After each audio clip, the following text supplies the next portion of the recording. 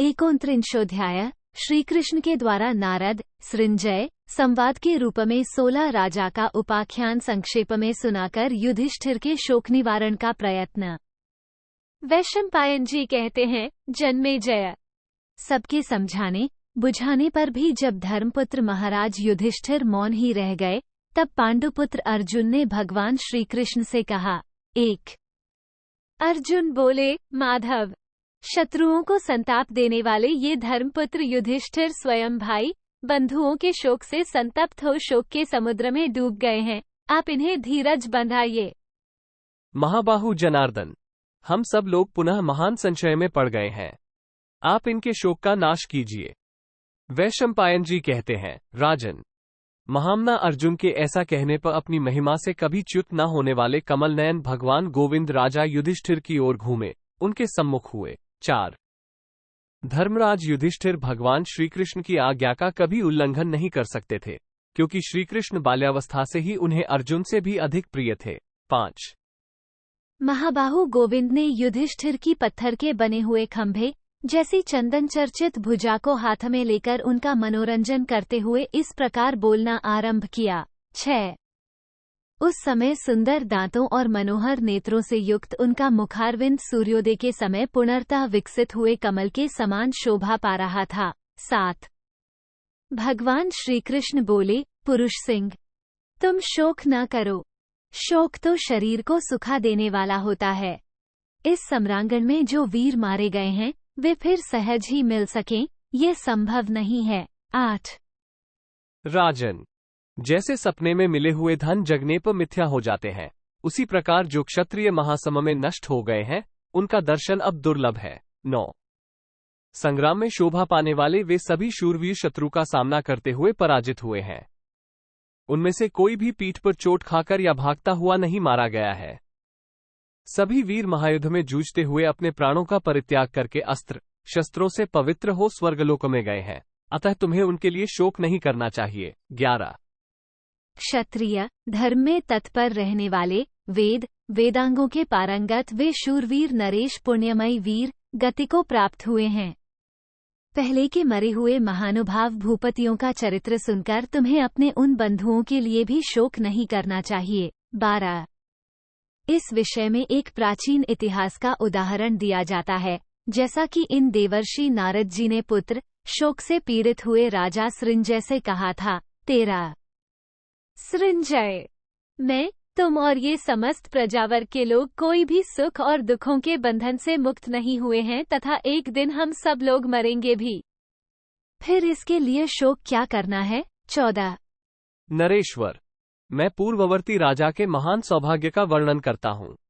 सुनो और सावधान हो जाओ, इससे तुम्हारा दुख दूर हो जाएगा। 15 मरे हुए महानुभाव भूपतियों के नाम सुनकर ही तुम अपने मानसिक संताप को शांत कर लो और मुझसे विस्तार पूर्वक उन सबका परिचय सुनो। 16 उन पूर्ववर्ती राजा का श्रवण करने योग्य मनोहर वृतांत बहुत ही उत्तम, क्रूर ग्रहों को शांत करने वाला और आयु को बढ़ाने वाला है। 17 सृंजय, हमने सुना है कि के पुत्र वे राजा मरुत भी मर गए, जिन महात्मा नरेश के यज्ञ में इंद्र तथा वरुण सहित संपूर्ण देवता और प्रजापतगण बृहस्पति को आगे करके पधारे थे।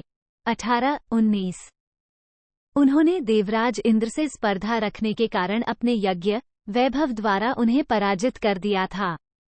इंद्र का प्रिय चाहने वाले बृहस्पति जी ने जब उनका यज्ञ कराने से इनकार कर दिया, तब उन्हीं के छोटे भाई संवर्त ने मरुत का यज्ञ कराया था। 20 नृपश्रेष्ठ, राजा मरुत जब इस पृथ्वी का शासन करते थे, उस समय ये बिना जोते बोए ही अन्न पैदा करती थी और समस्त भूमंडल में देवालयों की माला सी दृष्टिगोचर होती थी, जिससे इस पृथ्वी की बड़ी शोभा होती थी। 21 महामना मरुत के यज्ञ में विश्वे देवगण सभासद थे और गण तथा साध्यगण रसोई परोसने का काम करते थे। 22 मरुदगणों ने मरुत के यज्ञ में उस समय खूब सोमरस का पान किया था।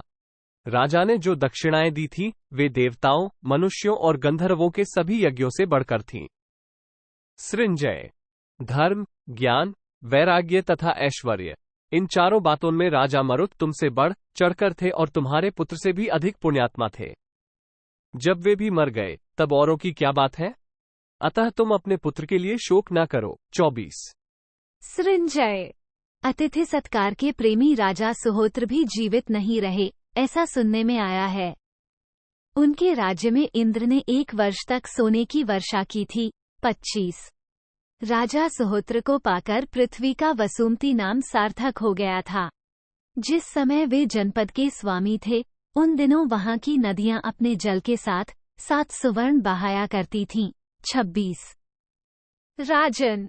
लोक पूजित इंद्र ने सोने के बने हुए बहुत से कछुए, केकड़े, नाके, मगर, सूंस और मत्स्य उन नदियों में गिराए थे। 27। उन नदियों में सैकड़ों और हजारों की संख्या में सुवर्णमय मत्स्यों, ग्राहों और कछुओं को गिराया गया देख अतिथि प्रिय राजा सुहोत्र आश्चर्यचकित हो उठे थे। वह अनंत सुवर्ण राशि कुरुजांगल देश में छा गई थी। राजा सुहोत्र ने वहां यज्ञ किया और उसमें वह सारी धनराशि ब्राह्मणों में बांट दी। 29। श्वेतपुत्र सृंजय। वे धर्म, ज्ञान, वैराग्य और ऐश्वर्य, इन चारों कल्याणकारी गुणों में तुमसे बढ़ चढ़कर थे और तुम्हारे पुत्र से भी अधिक पुण्यात्मा थे। जब वे भी मर गए तब दूसरों की क्या बात है? अतः तुम अपने पुत्र के लिए शोक न करो। उसने न तो कोई यज्ञ किया था और न दक्षिणा ही बांटी थी, अतः उसके लिए शोक न करो, शांत हो जाओ। 30। सृंजय। अंगदेश के राजा बृहद्रथ की भी मृत्यु हुई थी, ऐसा हमने सुना है। उन्होंने यज्ञ करते समय अपने विशाल यज्ञ में 10 लाख श्वेत घोड़े और सोने के आभूषणों से भूषित 10 लाख कन्याएं दक्षिणारूप में बांटी थीं। 31, 32। इसी प्रकार यजमान बृहद्रथ ने उस विस्तृत यज्ञ में सुवर्णमय कमलों की मालाओं से अलंकृत 10 लाख हाथी भी दक्षिणा में बांटे थे। 33। उन्होंने उस यज्ञ में 1 करोड़ सुवर्णमालाधारी गाय, बैल और उनके सहस्रों सेवक दक्षिणारूप में दिए थे। यजमान अंग जब विष्णुपद पर्वत पर यज्ञ कर रहे थे, उस समय इंद्र वहां सोमरस पीकर मतवाले हो उठे थे और दक्षिणाओं से ब्राह्मणों पर भी आनंदोन्माद छा गया था। 35। राजेंद्र। प्राचीन काल में अंगराज ने ऐसे 100 यज्ञ किए थे और उन सब में जो दक्षिणाएं दी गई थीं, वे देवताओं, गंधर्वों और मनुष्यों के यज्ञों से बढ़ गई थीं। अंगराज ने 7 सोम संस्थाओं में एक जो धन दिया था, उतना जो दे सके, ऐसा दूसरा न तो कोई मनुष्य पैदा हुआ है और न पैदा होगा। 37। 1 अग्निष्टोम, अत्यग्निष्टोम, उक्थ्य, षोडशी, वाजपेय, अतिरात्र और आप्तोर्याम, ये 7 सोम संस्थाएं हैं। सृंजय। पूर्वोक्त चारों कल्याणकारी गुणों में वे बृहद्रथ तुमसे बहुत बड़े चढ़े थे और तुम्हारे पुत्र से भी अधिक पुण्यात्मा थे। जब वे भी मर गए तो दूसरों की क्या बात है? अतः तुम अपने पुत्र के लिए संतप्त न हो। 38। सृंजय। जिन्होंने इस संपूर्ण पृथ्वी को चमड़े की भांति लपेट लिया था, सर्वथा अपने अधीन कर लिया था, वे उशीनपुत्र राजा शिबी भी मरे थे, ये हमने सुना है। 39। वे अपने रथ की गंभीर ध्वनि से पृथ्वी को प्रतिध्वनित करते हुए एकमात्र विजयशील रथ के द्वारा इस भूमंडल का एकछत्र शासन करते थे। 40। आज संसार में जंगली पशुओं सहित जितने गाय, बैल और घोड़े हैं, उतनी संख्या में उशीनपुत्र शिबी ने अपने यज्ञ में केवल गौम का दान किया। 41। सृंजय। प्रजापति ब्रह्मा ने इंद्र के तुल्य पराक्रमी उशीनपुत्र राजा शिबी के सिवा संपूर्ण राजाओं में भूत या भविष्यकाल के दूसरे किसी राजा को ऐसा नहीं माना जो शिबी का कार्यभार वहन कर सकता हो। 42, 43। सृंजय। राजा शिबी पूर्वोक्त चारों कल्याणकारी बातों में तुमसे बहुत बड़े चढ़े थे। तुम्हारे पुत्र से भी अधिक पुण्यात्मा थे। जब वे भी मर गए तब दूसरे की क्या बात है? अतः तुम अपने पुत्र के लिए शोक मत करो। उसने न तो कोई यज्ञ किया था, न दक्षिणा ही दी थी, अतः उस पुत्र के लिए शोक नहीं करना चाहिए। 44। सृंजय। दुष्यंत और शकुंतला के पुत्र महाधनी महामनस्वी भरत भी मृत्यु के अधीन हो गए, ये हमने सुना था। 45। उन महातेजस्वी दुष्यंत कुमार भरत ने पूर्वकाल में देवता की प्रसन्नता के लिए यमुना के तट पर 300, सरस्वती के तट पर 20 और गंगा के तट पर 14 घोड़े बांधकर उतने अश्वमेध यज्ञ किए थे। 2 उन्होंने अपने जीवन में 1 सहस्र अश्वमेध और 100 राजसूय यज्ञ संपन्न किए थे। 46, 47। 2 पहले द्रोणपर्व में जो 16 राजा के प्रसंग आए हैं, उनमें और यहाँ के प्रसंग में पाठभेदों के कारण बहुत अंतर देखा जाता है। वहां भरत के द्वारा यमुना तट पर 100, सरस्वती तट पर 300 और गंगा तट पर 400 अश्वमेध यज्ञ किए गए थे, यह उल्लेख है। जैसे मनुष्य दोनों भुजाओं से आकाश को तैर नहीं सकते, उसी प्रकार संपूर्ण राजाओं में भरत का जो महान कर्म है, उसका दूसरे राजा अनुकरण न कर सके। 48 उन्होंने सहस्र से भी अधिक घोड़े बांधे और यज्ञ वेदियों का विस्तार करके अश्वमेध यज्ञ किए। उसमें भरत ने आचार्य कण्वकों 1000 सुवर्ण के बने हुए कमल भेंट किए। 49 सृंजय वे साम, दान, दंड और भेद, इन 4 कल्याणमयी नीतियों अथवा धर्म, ज्ञान, वैराग्य और ऐश्वर्य, इन 4 मंगलकारी गुणों में तुमसे बहुत बढ़े हुए थे। तुम्हारे पुत्र की अपेक्षा भी अधिक पुण्यात्मा थे। जब वे भी मर गए तब दूसरा कौन जीवित रह सकता है? अतः तुम्हें अपने मरे हुए पुत्र के लिए शोक नहीं करना चाहिए। 50 सृंजय सुनने में आया है कि दशरथ नंदन भगवान श्रीराम जी भी यहाँ से परम धाम को चले गए थे, जो सदा अपनी प्रजा पर वैसी ही कृपा रखते थे जैसे पिता अपने औरस पुत्रों पर रखता है। 51 उनके राज्य में कोई भी स्त्री अनाथ विधवा नहीं हुई। श्री रामचंद्र जी ने जब तक राज्य का शासन किया तब तक वे अपनी प्रजा के लिए सदा ही पिताक समान कृपालु बने रहे। 52 मेघ समय पर वर्षा करके खेती को अच्छे ढंग से संपन्न करता था, उसे बढ़ने और फूलने फलने का अवसर देता था। राम के राज्य शासनकाल में सदा सुकाल ही रहता था, कभी अकाल नहीं पड़ता था। राम के राज्य का शासन करते समय कभी कोई प्राणी जल में नहीं डूबते थे, आग अनुचित रूप से कभी किसी को नहीं जलाती थी तथा किसी को रोग का भय नहीं होता था। 54 श्री रामचंद्र जी जब राज्य का शासन करते थे, उन दिनों 1000 वर्ष तक जीने वाली स्त्रियां और सहस्रों वर्ष तक जीवित रहने वाले पुरुष थे। किसी को कोई रोग नहीं सताता था, सभी के सारे मनोरथ सिद्ध होते थे। स्त्रियों में भी परस्पर विवाद नहीं होता था, फिर पुरुषों की तो बात ही क्या है। श्री राम के राज्य शासनकाल में समस्त प्रजा सदा धर्म में तत्पर रहती थी। श्री रामचंद्र जी जब राज्य करते थे उस समय सभी मनुष्य संतुष्ट, पूर्णकौम, निर्भय, स्वाधीन और सत्यव्रती थे। 57 श्रीराम के राज्य शासनकाल में सभी वृक्ष बिना किसी विघ्न बाधा के सदा फले फूले रहते थे और समस्त गौएं एक एक दोन दूध देती थीं। 58 महातपस्वी श्रीराम ने 14 वर्षों तक वन में निवास करके राज्य पाने के अनंतर 10 ऐसे अश्वमेध यज्ञ किए जो सर्वथा स्तुति के योग्य थे तथा जहां किसी भी याचक के लिए दरवाजा बंद नहीं होता था। 59 श्री रामचंद्र जी नवयुवक और श्याम वर्ण वाले थे। उनकी आंखों में कुछ लालिमा शोभा देती थी। वे यूथपति गजराज के समान शक्तिशाली थे। उनकी बड़ी बड़ी भुजाएं घुटनों तक लंबी थीं। उनका मुख सुंदर और कंधे सिंह के समान थे। 60 श्रीराम ने अयोध्या के अधिपति होकर 11,000 वर्षों तक राज्य किया था। 61 सृंजय वे चारों कल्याणकारी गुणों में तुमसे बढ़े चढ़े थे और तुम्हारे पुत्र से भी अधिक पुण्यात्मा थे।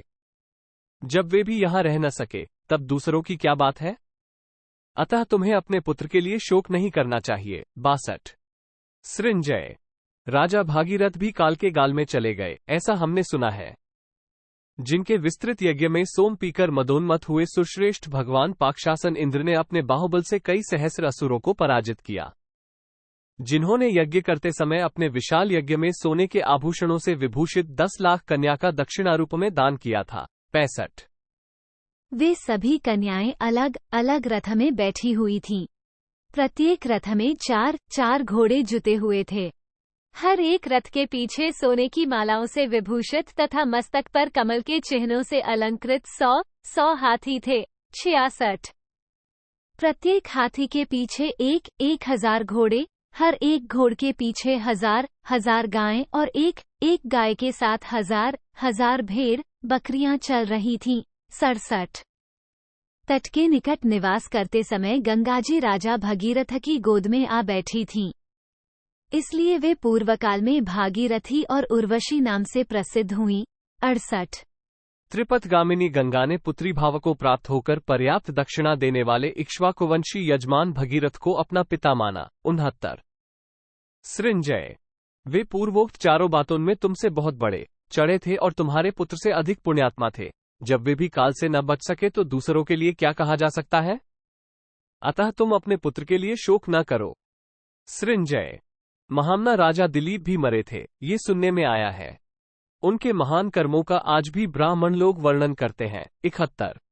एकाग्रचित हुए उन नरेश ने अपने उस महायज्ञ में रत्न और धन से परिपूर्ण इस सारी पृथ्वी का ब्राह्मणों के लिए दान कर दिया था। 72। यजमान दिलीप के प्रत्येक यज्ञ में पुरोहित जी सोने के बने हुए 1000 हाथी दक्षिणा रूप में पाकर उन्हें अपने घर ले जाते थे। 73। उनके यज्ञ में सोने का बना हुआ कालयुक्त बहुत बड़ा यूप शोभा पाता था। यज्ञ कर्म करते हुए इंद्र आदि देवता सदा उसी यूप का आश्रय लेकर रहते थे। 74। उनके उस सुवर्णमय यूप में जो सोने का चशाल घेरा बना था, उसके ऊपर 6000 देवगंधर्व नृत्य किया करते थे। वहां साक्षात विश्वावसु बीच में बैठकर 7 स्वरों के अनुसार वीणा बजाया करते थे। उस समय सब प्राणी यही समझते थे कि ये मेरे ही आगे बाजा बजा रहे हैं। 75, 76। राजा दिलीप के इस महान कर्म का अनुसरण दूसरे राजा नहीं कर सके। उनके सुनहरे साज, बाज और सोने के आभूषणों से सजे हुए मतवाले हाथी रास्ते पर सोए रहते थे। सत्यवादी श्रद्धनवा महामनस्वी राजा दिलीप का जिन लोगों ने दर्शन किया था, उन्होंने भी स्वर्गलोक को जीत लिया। 77, 78। महाराज दिलीप के भवन में वेदों के स्वाध्याय का गंभीर घोष, शूरवीरों के धनुष की टंकार तथा दान दो की पुकार, ये 3 प्रकार के शब्द कभी बंद नहीं होते थे। 79। सृंजय। वे राजा दिलीप चारों कल्याणकारी गुणों में तुमसे बढ़कर थे। तुम्हारे पुत्र से भी अधिक पुण्यात्मा थे। जब वे भी मर गए तो दूसरों की क्या बात है? अतः तुम्हें अपने मरे हुए पुत्र के लिए शोक नहीं करना चाहिए। 80। सृंजय। जिन्हें मरुत नामक देवताओं ने गर्भावस्था में पिताक पार्श्वभाग को फाड़कर निकाला था, वे युवनाश्व के पुत्र माधाता भी मृत्यु के अधीन हो गए, ये हमारे सुनने में आया है। 81। त्रिलोक विजयी श्रीमा राजा माधाता पृषदाज्य, दधि मिश्रित घी जो पुत्रोत्पत्ति के लिए तैयार करके रखा गया था, से उत्पन्न हुए थे। वे अपने पिता महामना युवनाश्व के पेट में ही पले थे। 82। जब वे शिशु अवस्था में पिताक पेट से पैदा हो उनकी गोद में सो रहे थे, उस समय उनका रूप देवता के बालकों के समान दिखाई देता था। उस अवस्था में उन्हें देखकर देवता आपस में बात करने लगे, यह मात्रहीन बालक किसका दूध पिएगा। 83। ये सुनकर इंद्र बोल उठे, मां धाता मेरा दूध पिएगा। जब इंद्र ने इस प्रकार उसे पिलाना स्वीकार कर लिया, तब से उन्होंने ही उस बालक का नाम मां धाता रख दिया। 84। तदनंतर उस महामनस्वी बालक युवनाश्व कुमार की पुष्टि के लिए उसके मुख में इंद्र के हाथ से दूध की धारा झरने लगी। 85। इंद्र के उस हाथ को पीता हुआ वो बालक एक ही दिन में 100 दिन के बराबर बढ़ गया। 12 दिनों में राजकुमार माधाता 12 वर्ष की अवस्था वाले बालक के समान हो गए। 86। राजा माधाता बड़े धर्मात्मा और महामनस्वी थे। युद्ध में इंद्र के समान शौर्य प्रकट करते थे। ये सारी पृथ्वी एक ही दिन में उनके अधिकार में आ गई थी। माधाता ने सम्रांगण में राजा अंगार, मरुत, असित, गए तथा अंगराज बृहद्रथ को भी पराजित कर दिया था। जिस समय युवनाश्वपुत्र माधाता ने रणभूमि में राजा अंगार के साथ युद्ध किया था, उस समय देवताओं ने ऐसा समझा कि उनके धनुष की टंकार से सारा आकाश ही फट पड़ा है। 89। जहां सूर्य उदय होते हैं वहां से लेकर जहां अस्त होते हैं वहां तक का सारा देश युवनाश्वपुत्र माधाता का ही राज्य कहलाता था। 90। प्रजानाथ। उन्होंने 100 अश्वमेध तथा 100 राजसूय यज्ञ करके 10 योजन लंबे तथा 1 योजन ऊंचे बहुत से सोने के रोहित नामक मत्स्य बनवाकर ब्राह्मणों को दान किए थे। ब्राह्मणों के ले जाने से जो बच गए उन्हें दूसरे लोगों ने बांट लिया। 91, 92। सृंजय। राजा माधाता चारों कल्याणमय गुणों में तुमसे बढ़े चढ़े थे और तुम्हारे पुत्र से भी अधिक पुण्यात्मा थे। जब वे भी मारे गए तब तुम्हारे पुत्र की क्या बिसात है? अतः तुम उसके लिए शोक न करो। सृंजय। नहुषपुत्र राजा ययाति भी जीवित न रह सके, ये हमने सुना है। उन्होंने समुद्रों सहित इस सारी पृथ्वी को जीतकर शमियापात के द्वारा पृथ्वी को नापकर यज्ञ की वेदियां बनाई जिनसे भूतल की विचित्र शोभा होने लगी। उन्हीं वेदियों पर मुख्य यज्ञों का अनुष्ठान करते हुए उन्होंने सारी भारत भूमि की परिक्रमा कर डाली। 94, 95। तारांकन, शम्या, एक ऐसे काठ के डंडे को कहते हैं जिसका निचला भाग मोटा होता है। उसे जब कोई बलवान पुरुष उठाकर जोर से फेंके, तब जितनी दूरी पर जाकर वह गिरे, उतने भूभाग को एक शमियापात कहते हैं। इस तरह एक शमियापात में एक यज्ञवेदी बनाते और यज्ञ करते हुए राजा ययाति आगे बढ़ते गए। इस प्रकार चलकर उन्होंने भारत भूमि की परिक्रमा की थी। उन्होंने 1000 श्रौतयज्ञों और 100 वाजपेय यज्ञों का अनुष्ठान किया तथा श्रेष्ठ ब्राह्मणों को सोने के 3 पर्वत दान करके पूर्णतः संतुष्ट किया। 96। नहुष पुत्र ययाति ने व्यूह रचनायुक्त आसुर युद्ध के द्वारा दैत्यों और दानवों का संहार करके ये सारी पृथ्वी अपने पुत्रों को बांट दी थी। 97। उन्होंने किनारे के प्रदेशों पर अपने 3 पुत्र यदु, द्रुह्यु तथा अनु को स्थापित करके मध्य भारत के राज्य पर पुरु को अभिषिक्त किया। फिर अपनी स्त्रियों के साथ वे वन में चले गए। 98। सृंजय, वे तुम्हारी अपेक्षा चारों कल्याणमय गुणों में बढ़े हुए थे और तुम्हारे पुत्र से भी अधिक पुण्यात्मा थे। जब वे भी मर गए तो तुम्हारा पुत्र किस गिनती में है? अतः तुम उसके लिए शोक न करो। 99। सृंजय, हमने सुना है कि नाभाग के पुत्र अम्बरीश भी मृत्यु के अधीन हो गए थे। उन नृपश्रेष्ठ अम्बरीश को सारी प्रजा ने अपना पुण्यमय रक्षक माना था। 100। ब्राह्मणों के प्रति अनुराग रखने वाले राजा अम्बरीश ने यज्ञ करते समय अपने विशाल यज्ञमंडप में 10 लाख ऐसे राजाओं को उन ब्राह्मणों की सेवा में नियुक्त किया था, जो स्वयं भी 10,000 यज्ञ कर चुके थे। 101। उन यज्ञकुशल ब्राह्मणों ने नाभाग पुत्र अम्बरीश की सराहना करते हुए कहा था कि ऐसा यज्ञ न तो पहले के राजाओं ने किया है और न भविष्य में होने वाले ही करेंगे। उनके यज्ञ में 1,10,000 राजा सेवा कार्य करते थे। वे सभी अश्वमेध यज्ञ का फल पाकर दक्षिणायन के पश्चात आने वाले उत्तरायण मार्ग से ब्रह्मलोक में चले गए थे। सृंजय, राजा अम्बरीश चारों कल्याणकारी गुणों में तुमसे बढ़कर थे और तुम्हारे पुत्र से बहुत अधिक पुण्यात्मा भी थे। जब वे भी जीवित न रह सके तो दूसरे के लिए क्या कहा जा सकता है? अतः तुम अपने मरे हुए पुत्र के लिए शोक न करो। 104। सृंजय, हम सुनते हैं कि चित्ररथ के पुत्र शशबिंदु भी मृत्यु से अपनी रक्षा न कर सके। उन महामना नरेश के 1 लाख रानियां थीं और उनके गर्भ से राजा के 10 लाख पुत्र उत्पन्न हुए थे। 105। वे सभी राजकुमार सुवर्णमय कवच धारण करने वाले और उत्तम धनुर्धर थे। एक राजकुमार को अलग अलग 100 कन्याएं ब्याही गई थीं। प्रत्येक कन्या के साथ 100 हाथी प्राप्त हुए थे। हर एक हाथी के पीछे 100 रथ मिले थे। 106, 107।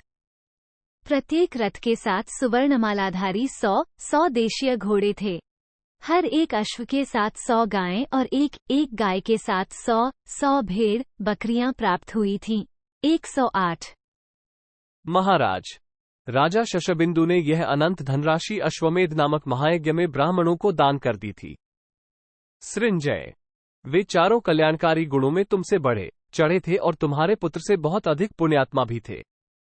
जब वे भी मृत्यु से बच न सके तब तुम्हारे पुत्र के लिए क्या कहा जाए? अतः तुम्हें अपने मरे हुए पुत्र के लिए शोक नहीं करना चाहिए। 110।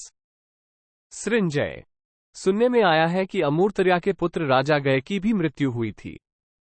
उन्होंने 100 वर्षों तक होम से अवशिष्ट अन्न का ही भोजन किया। 111।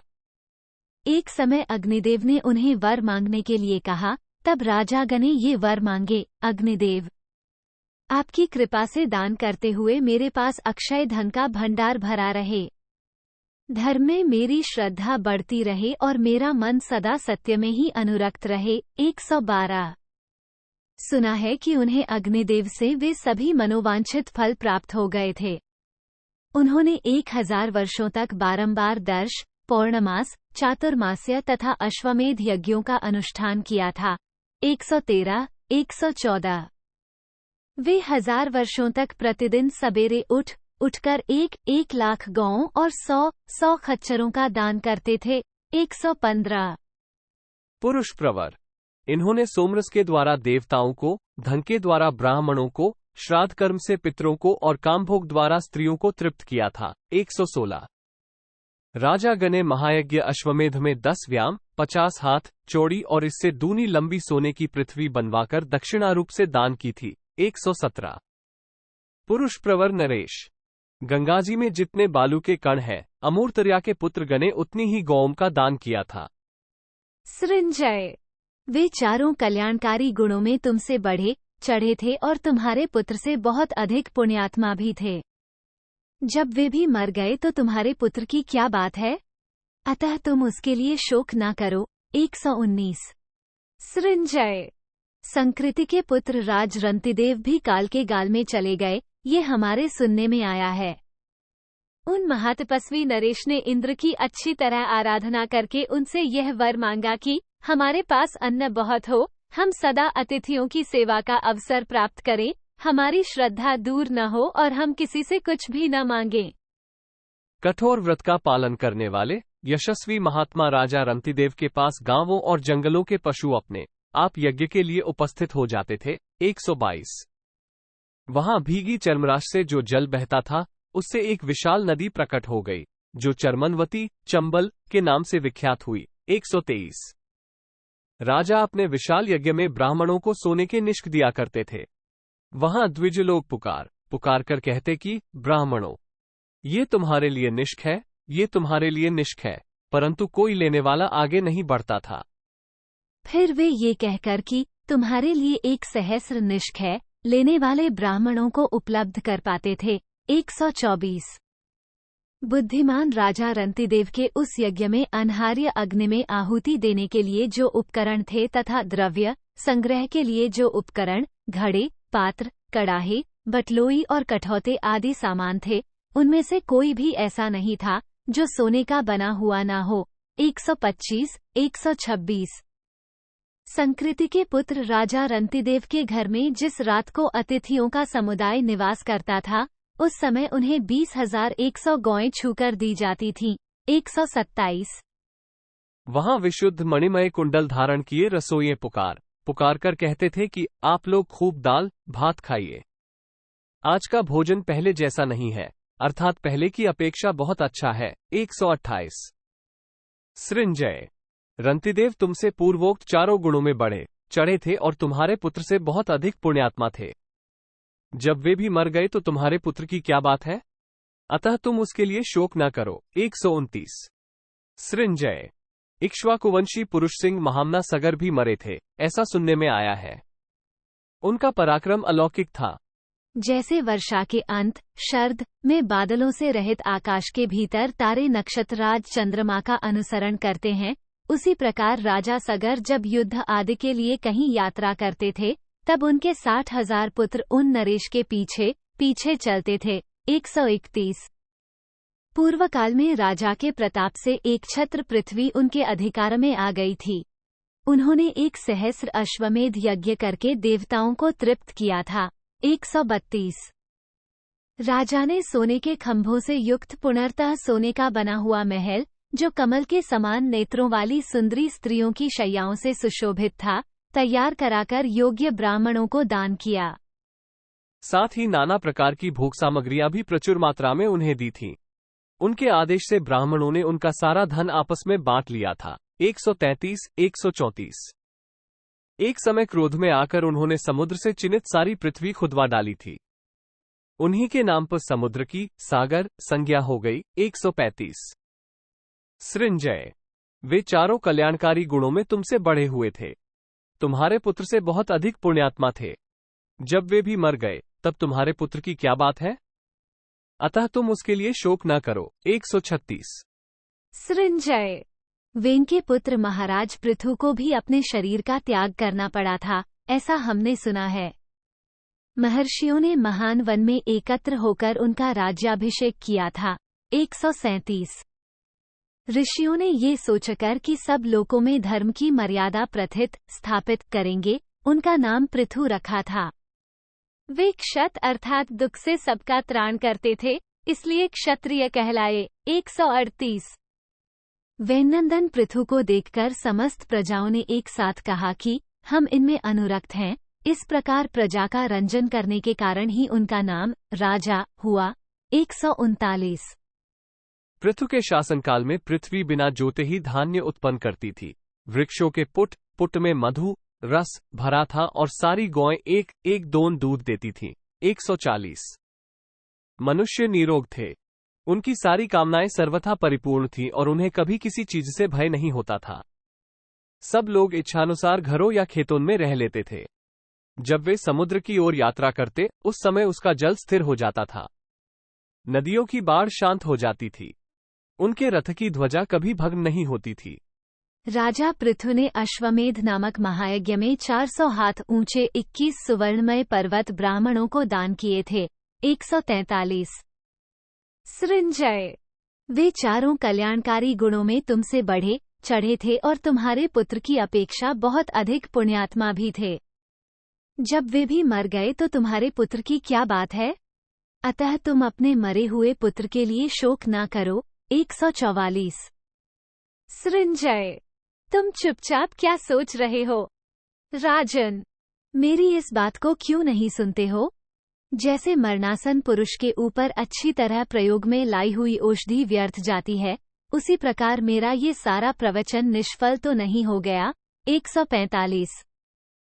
सृंज ने कहा, नारद, पवित्र गंधवाली माला के समान विचित्र अर्थ से भरी हुई आपकी इस वाणी को मैं सुन रहा हूं। पुण्यात्मा महामनस्वी और कीर्तिशाली राजर्षियों के चरित्र से युक्त आपका यह वचन संपूर्ण शोकों का विनाश करने वाला है। 146।